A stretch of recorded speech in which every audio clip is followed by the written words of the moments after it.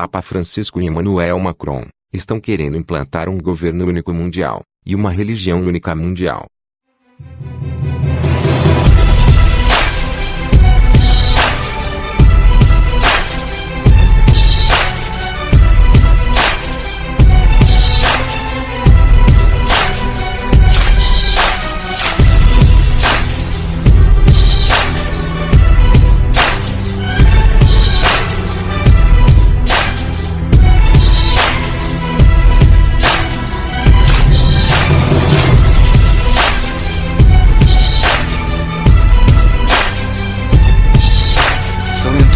Que guerras comerciais não fazem sentido e que é necessária uma nova ordem mundial para o século XXI contra as tendências nacionalistas e de isolacionismo. Mas a nova ordem dos jogadores de futebol e das seleções pelo mundo. É uma nova ordem no futebol. Em geral.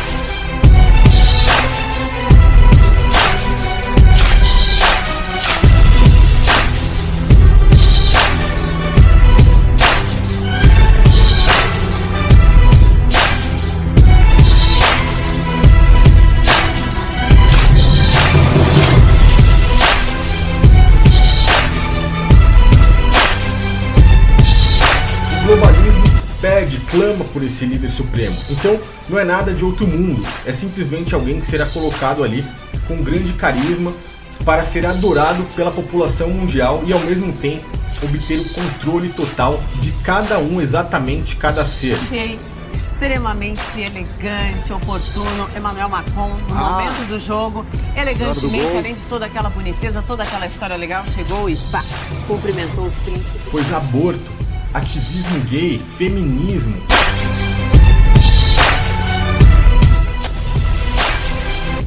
fim das cédulas físicas, implantação do chip RFD, desarmamento do cidadão de bem, uma nova ordem mundial. Tudo isso está interligado totalmente com o globalismo.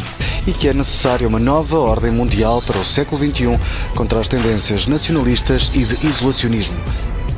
A nova ordem dos jogadores de futebol e das seleções pelo mundo. É uma nova ordem no futebol. Em geral.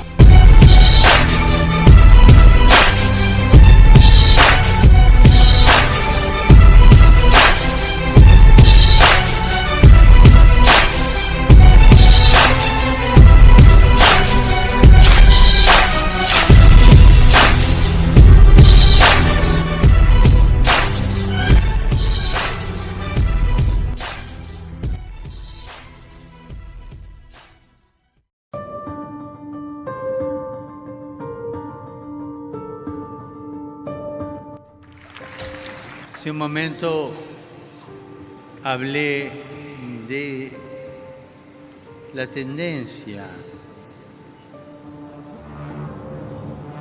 a una globalización.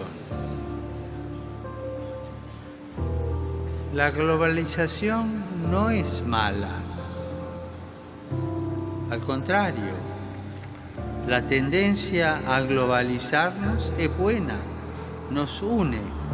Lo que puede ser malo es el modo de hacerlo. Si una globalización pretende igualar a todo como si fuera una esfera, esa globalización destruye la riqueza y la particularidad de cada persona y de cada pueblo.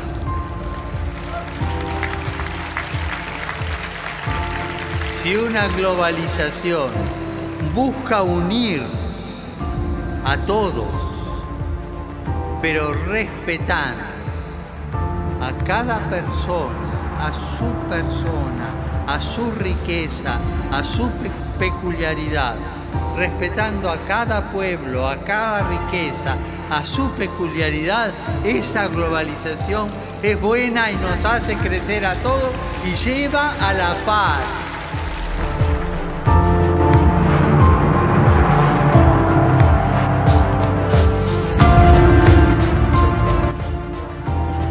En encíclica Laudato Si, ho invitato tutti a collaborare per custodire la nostra casa comune, per capire quanto è urgente sia la sfida che abbiamo davanti.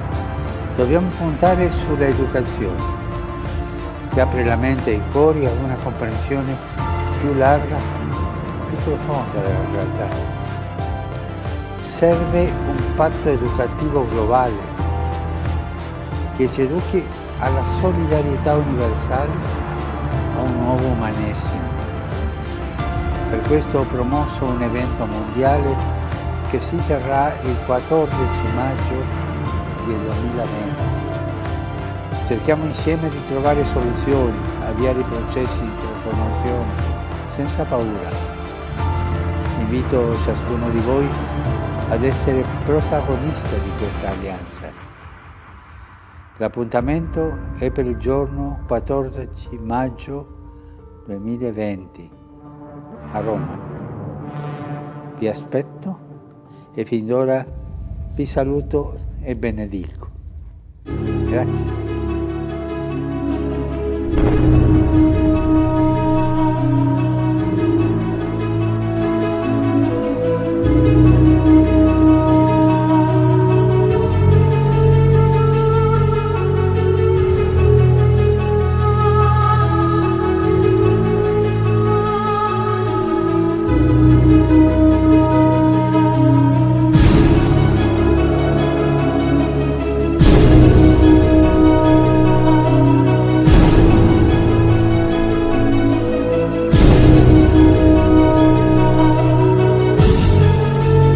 O governo dos Estados Unidos confirmou a autoria do ataque aéreo que matou o chefe da Guarda Revolucionária iraniana Qassem Soleimani em Bagdá, no Iraque. Soleimani foi morto em um comboio das Forças de Mobilização Popular, uma coalizão paramilitar favorável aos iranianos e atualmente integrada ao governo do Iraque. O ataque com foguetes foi no aeroporto internacional de Bagdá e matou pelo menos outras 5 pessoas, entre elas o comandante da milícia. O Pentágono confirmou o bombardeio e afirmou que o objetivo foi deter planos de futuros ataques do país contra norte-americanos no Oriente Médio. A ordem para o ataque partiu do próprio presidente norte-americano Donald Trump.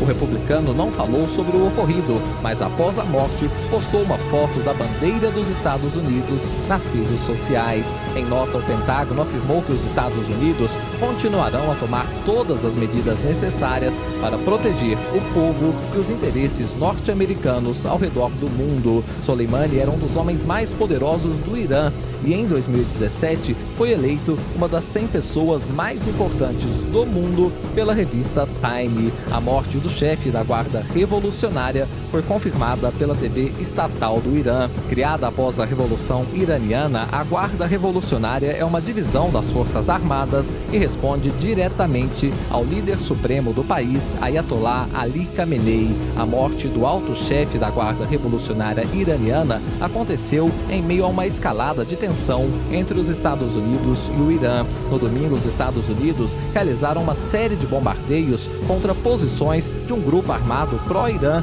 no Iraque e na Síria, matando 25 pessoas. Em resposta, manifestantes atacaram a embaixada norte-americana em Bagdá na terça-feira. Nas redes sociais, o presidente Donald Trump acusou o Irã de orquestrar a invasão à embaixada e disse que iria responsabilizar o país. O ministro das Relações Exteriores do Irã, Javad Zarif, classificou a morte de Soleimani de ato de terrorismo internacional dos Estados Unidos. Ele disse que o chefe da Guarda Revolucionária Iraniana era o mais eficaz combatente do Estado Islâmico, da Al-Qaeda e de outros grupos terroristas. Zarif ainda afirmou que a ação dos Estados Unidos é extremamente perigosa e que os norte-americanos são responsáveis por todas as consequências. Francisco renovou o apelo pela paz no mundo depois de recordar neste domingo a Convenção de Genebra, assinada há 70 anos. O Santo Padre afirmou que não se deve esquecer que a guerra e o terrorismo são sempre uma grave perda para toda a humanidade.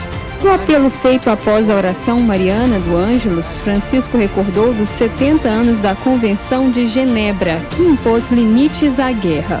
O pontífice espera que este aniversário torne os estados cada vez mais conscientes da necessidade essencial de proteger a vida e a dignidade das vítimas dos conflitos armados. Todos, afirmou Francisco, são obrigados a observar os limites impostos pelo direito internacional humanitário, protegendo as populações indefesas e as estruturas civis, especialmente hospitais, escolas, locais de culto, campos de refugiados. E não nos esqueçamos que a guerra e o terrorismo são sempre uma grande perda para toda a humanidade e uma derrota humana, afirmou o Papa. La grande sconfitta umana. As convenções de Genebra e seus protocolos adicionais são a pedra angular do direito humanitário internacional. O conjunto de regras jurídicas põe limite aos conflitos armados e garante principalmente a proteção de civis e de prisioneiros em tempos de guerra. Na meditação do dia, o Papa falou que Jesus pede aos seus discípulos que vigiem, pois passa continuamente em nossas vidas. Explicou que o próprio Cristo nos indica a modalidade dessa vigilância. Ter o coração de peregrino, estar sempre pronto para colocar-se a caminho, não criar raízes em cômodas e seguras moradas, mas abandonar-se à vontade de Deus que sempre nos guia para a meta sucessiva. Quem se confia a Deus sabe que a vida de fé não é estática, mas dinâmica. É o Senhor que nos indica o próximo passo dia após dia. Ele é o Senhor das surpresas, das verdadeiras novidades, afirmou o Papa. Porque Lui é o Signore delle sorprese, il Signore delle novità. Francisco também destacou que é preciso estar com as lâmpadas acesas, ou seja, iluminar tantas noites escuras. Isso se pode fazer através da palavra de Deus. E recordou uma sugestão dada por ele desde o início do pontificado: ter um pequeno evangelho na bolsa para lê-lo sempre que possível. Um piccolo Vangelo in tasca, nella borsa. Por fim, o Papa falou que a vigilância também deve ser se preparar para o encontro definitivo com o Senhor. E por isso disse: é preciso caminhar nessa terra, trabalhar aqui, fazer o bem, mas sempre com um coração saudoso do céu. Avendo la nostalgia del cielo. Emmanuel Macron y su esposa fueron recibidos en el patio de San Damaso por Monseñor Georg Ganswein, el prefecto de la Casa Pontificia. Después, con la mayor de las solemnidades, el mandatario y todo su séquito se dirigieron a la sala donde esperaba el Papa Francisco.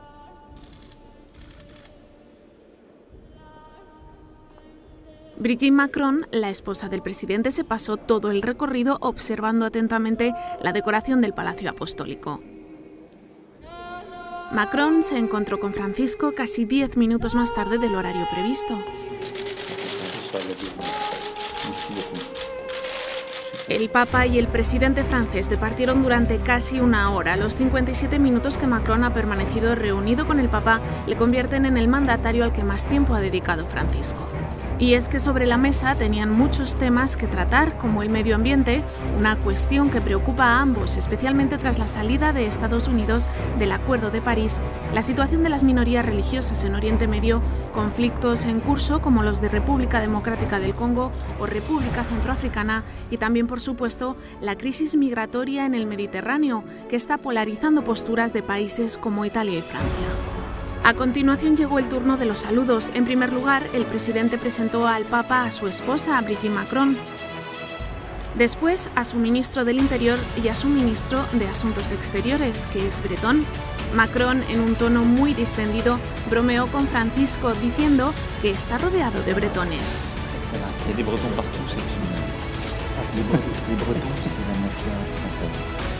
El presidente francés invitó a este encuentro con el Papa representantes de organizaciones que trabajan por los más desfavorecidos. Por ejemplo, a la presidenta de Cáritas Francia, que entregó a Francisco un informe de actividades.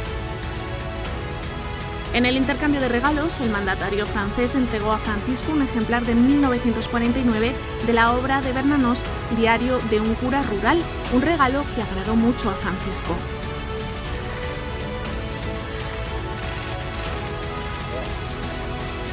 El Papa, por su parte, obsequió a Macron con un grabado que muestra a San Martín de Tours compartiendo su capa con un pobre.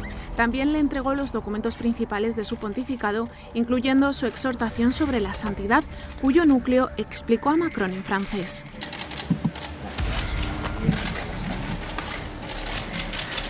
Después de las fotos de rigor, el Papa le entregó un último obsequio, su mensaje para la Jornada Mundial de la Paz. Y aunque se habían saludado de forma muy discreta y protocolaria, la despedida fue bastante más cálida. El Papa hizo a Macron su habitual petición.